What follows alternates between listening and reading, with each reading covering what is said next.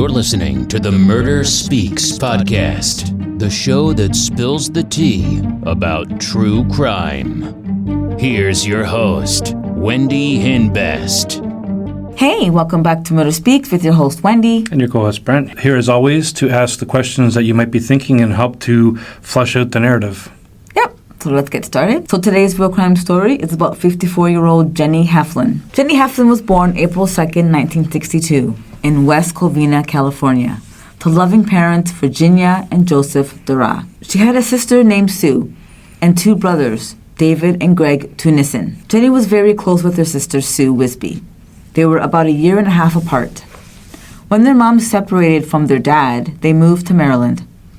Oh, that's a big move. California to Maryland. Yeah. Jenny's sister Sue wasn't getting along with her mom, so she moved back to live with her dad. And Jenny stayed with their mom. But Jenny and Sue kept in contact with each other through phone calls and letters. That's the time Jenny met Michael. She met Thomas Michael Heflin when she was 14 years old and grew up close to him.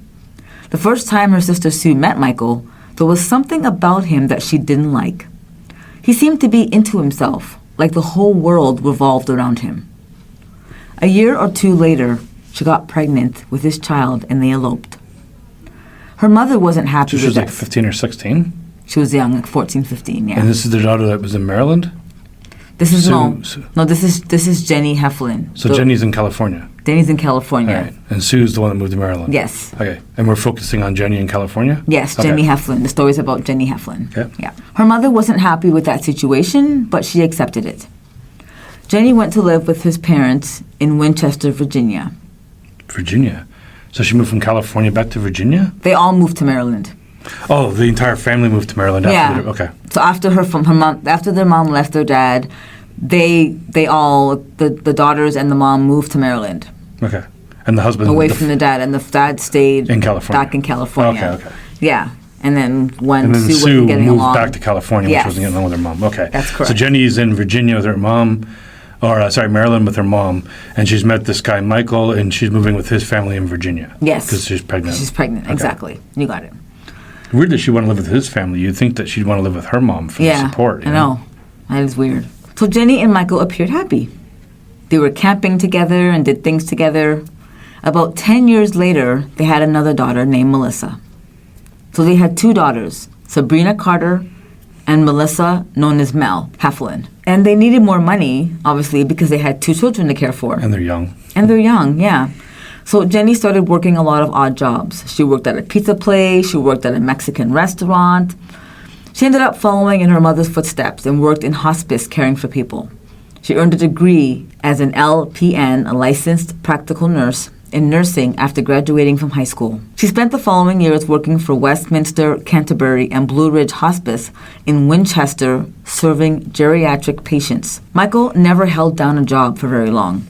He kept quitting or getting fired from jobs. So Jenny had to financially support the family, and it was a constant struggle for her. Yeah, no kidding. So she worked other odd jobs to make ends meet. She would do people's taxes, and she sold Avon. Michael worked as a maintenance man at a popular hotel chain. And apparently, he dropped a bird bath on his foot. Intentionally or accidentally? According to my research, he said it was an accident.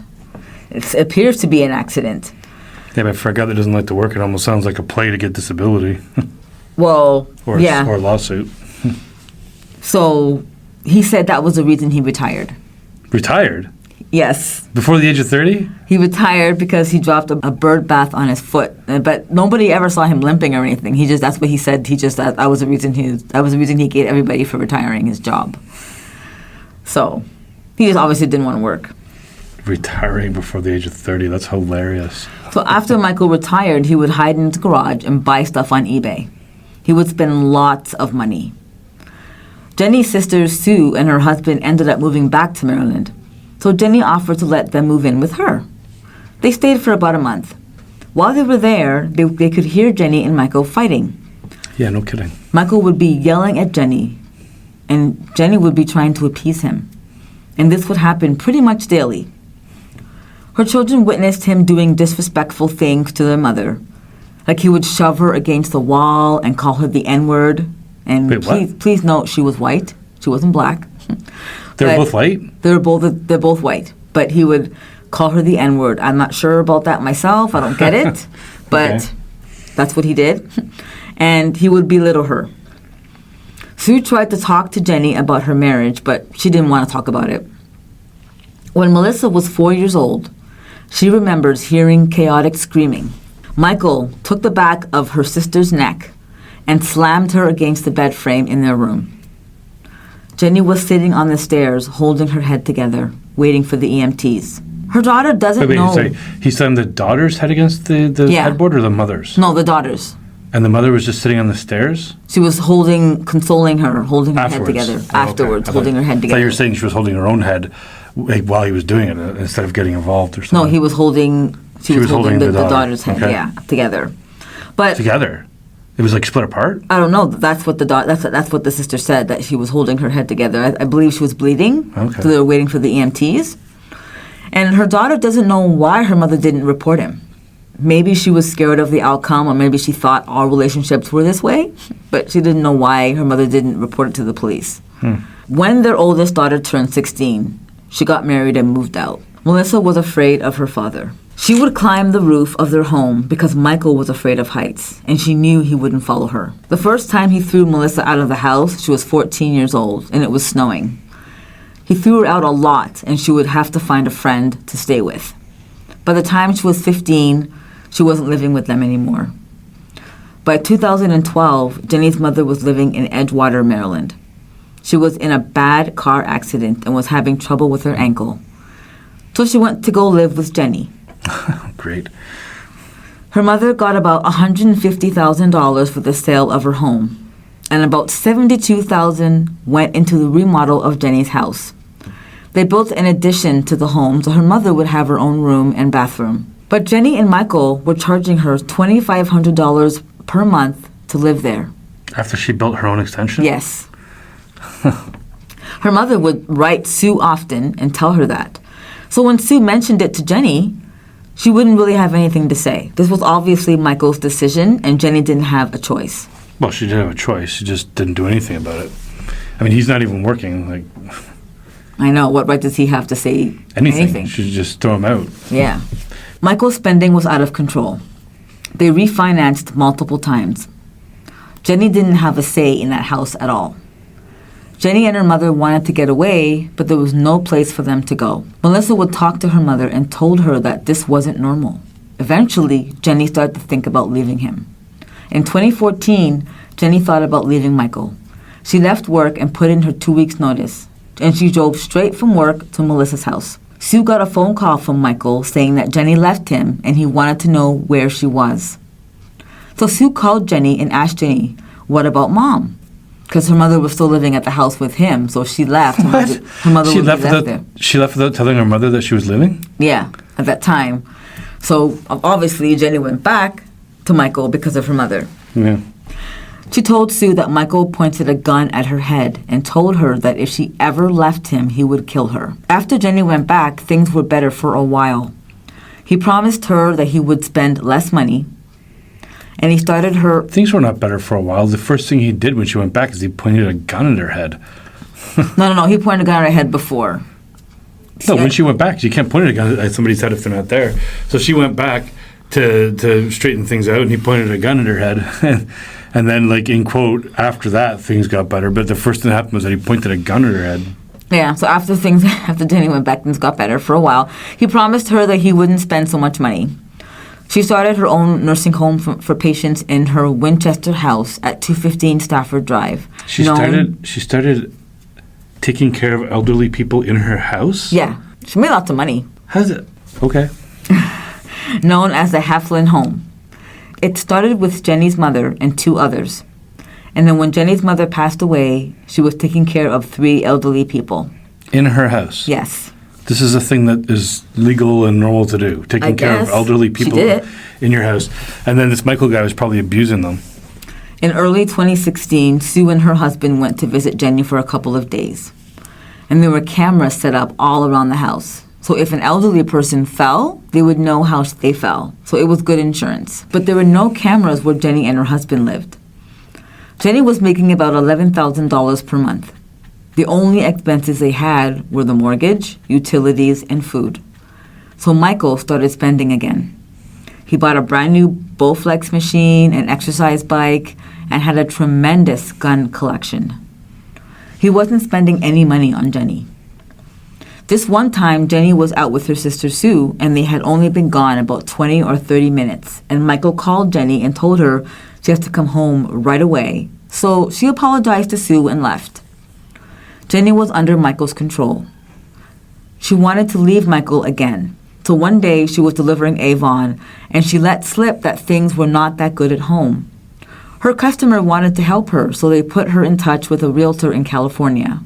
And she contacted the realtor and told her about her situation. A realtor in California? Yeah. So she wants to move from Virginia all the way back to California now. Back to California, Like as far away from this guy as she can get. Exactly. So he told Jenny that he might have a room for her to rent in his home. So Jenny had a place to go, so she started packing and mailing stuff to Melissa's house. Melissa's house in her daughter's. They don't mention the city that her. Oh, that's right. Melissa's her daughter. Melissa's okay. her daughter. Yeah. So her daughter's fully grown at this point too. Yeah, and she's moving stuff to her daughter, saying stuff to her daughter's house. Yeah. So she moved out when she was 16, but I'm assuming this is several years after that. Okay. So the day she was going to leave, Melissa got a call from her mother, Jenny. She frantically whispered into the phone that Michael found out she was leaving. Then she said she had to go because Michael was back.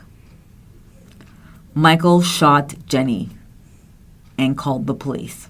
Frederick County 911. Ma'am, could you send an ambulance and a police car to 215 Stafford Drive? There's been a shooting. 215 Stafford Drive? Yes, ma'am. Who's been shot?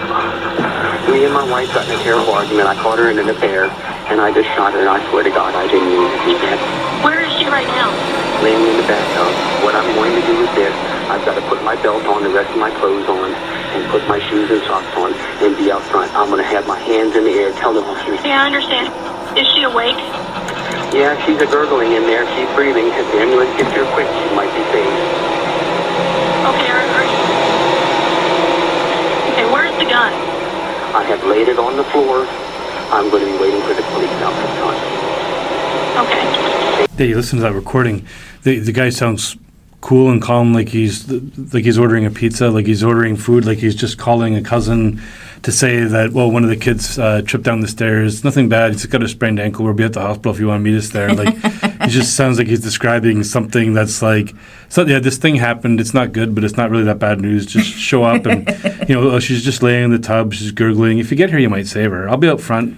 Yeah, like it's so nonchalant. Like, yeah, like he doesn't. Like, you can tell he has no emotion. Like he doesn't care at all. Couldn't care less. So the police showed up. Michael was detained without any issues. They located Jenny in a bathtub. They found bullet wounds on her face and hand.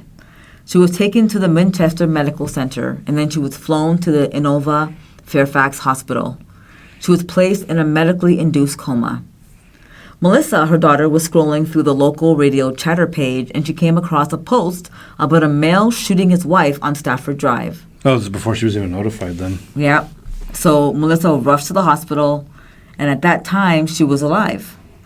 She just happens to scroll through, like, what'd you say? What was it called? Some kind of radio chatter page, she said. She must have, but probably because she knew her mom was leaving this guy.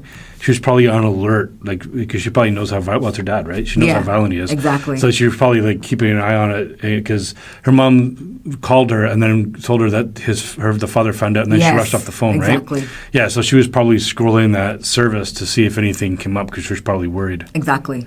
That's probably what happened. So at that time, she was alive. They had to remove her eye as it was beyond repair.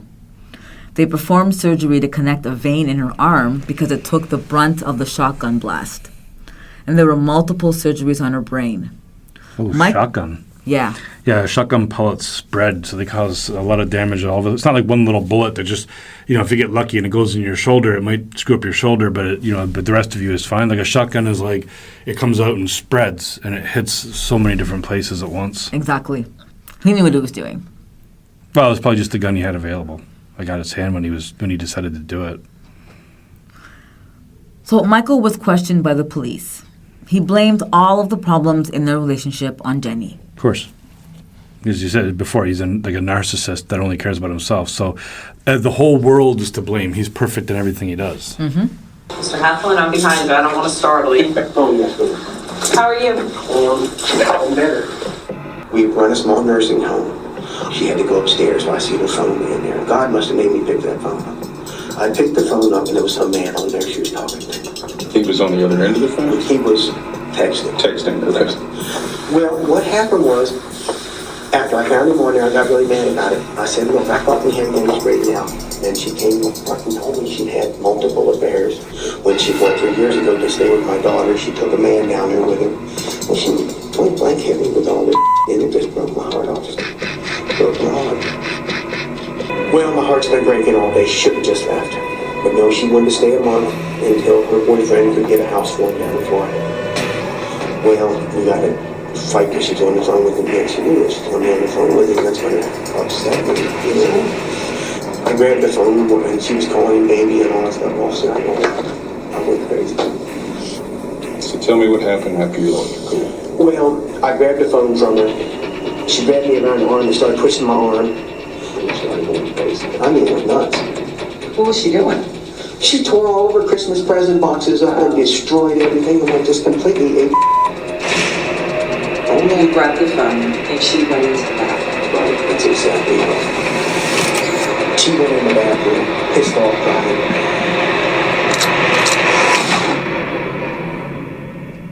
And I got the shotgun shot through the door. I don't know what possessed me. I'll just shoot through the door and out of scaring it. They still straightened up. What was I thinking about? You just go wild and crazy in your mind. I'm sure both of you all have had days where things go nuts and you have trouble controlling yourself. Everybody has. Oh, believe me, I really didn't mean to do this. I pointed the gun at the bathroom door in a rage. The gun went off and it hit her in the head. She knew that she's going to be on the phone with you. That's going to upset me. I'm sure both of you all have had days where things go nuts and you have trouble controlling yourself. Everybody has. Yeah, it's just open and shut case, second-degree murder. Right? I don't think it was premeditated. I think this is a guy that just was violent.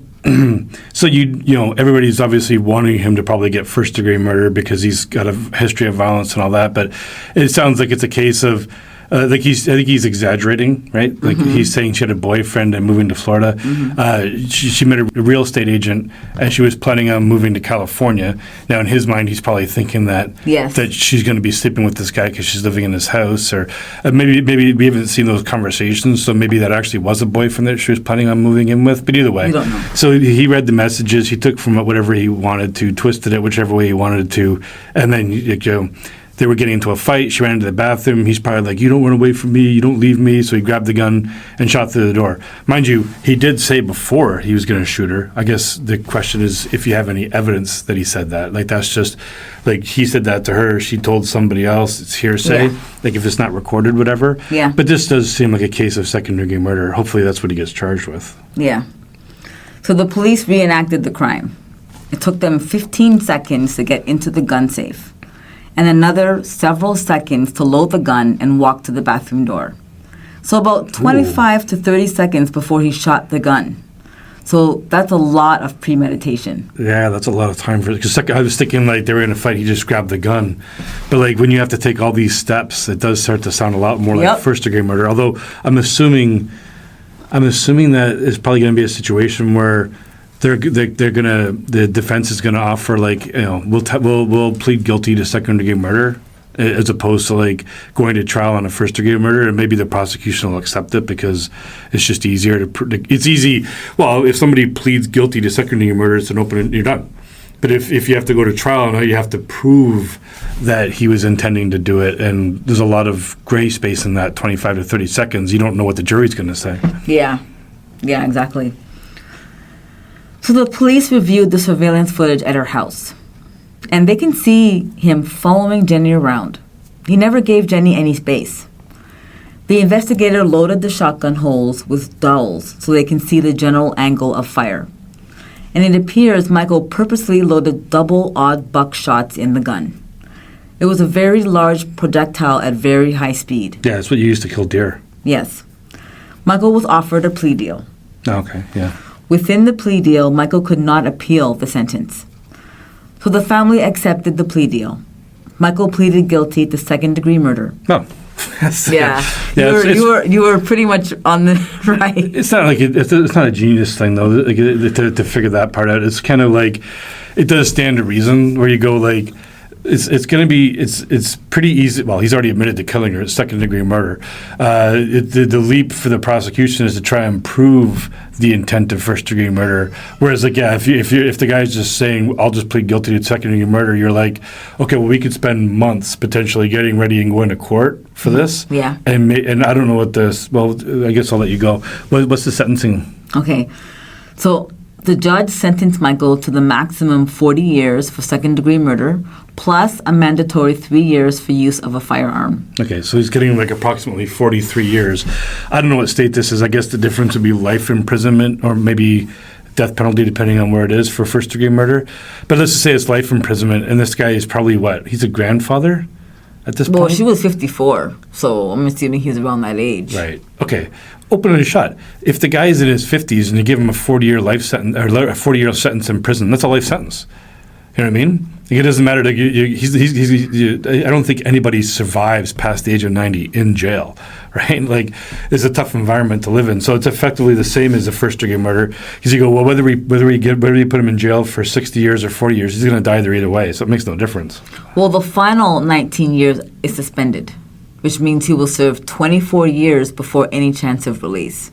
Right, yeah, but it still puts him at like 78-something years old. Yeah. Which should probably then, I mean, I can't imagine life expectancy in prison's long. 78 is a little beyond the life expectancy of a normal adult, let alone somebody in prison where you're not, you'll get proper medical care, but it's just not a happy environment. It's not the same thing, I just don't think you'll live very long there. So Jenny signed to be an organ donor, so 5 people lived because of her. And as of today, Thomas Michael Heflin is incarcerated at Nottoway Correctional Center in Burkeville, Virginia, with his estimated release date set for November 2037. Oh, yeah, okay. This is a while ago then, yeah. Wait, he got a 40-year sentence, 19 years suspended. Mm-hmm. So that means he's got 21 years guaranteed in prison. Mm-hmm. Oh, plus the 3 for the other charge, so that's the 24. Yeah. Okay, there we go. Got the math right. Yep, so that's it. That's our story today, guys. And for everyone who knew Jenny Heflin, we're very sorry for your loss. Mm-hmm. And all the notes, all of my sources are in the show notes. There you go. Another one wrapped. Another one wrapped. So check out our Patreon for $4 a month, $5 a month. $5 a month.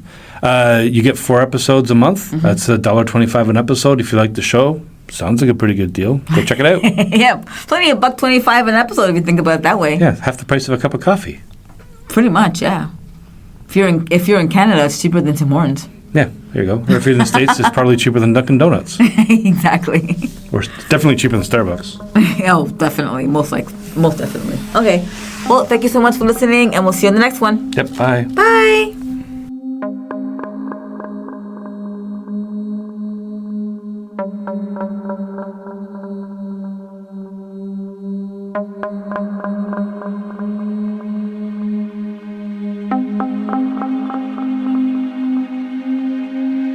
Thank you.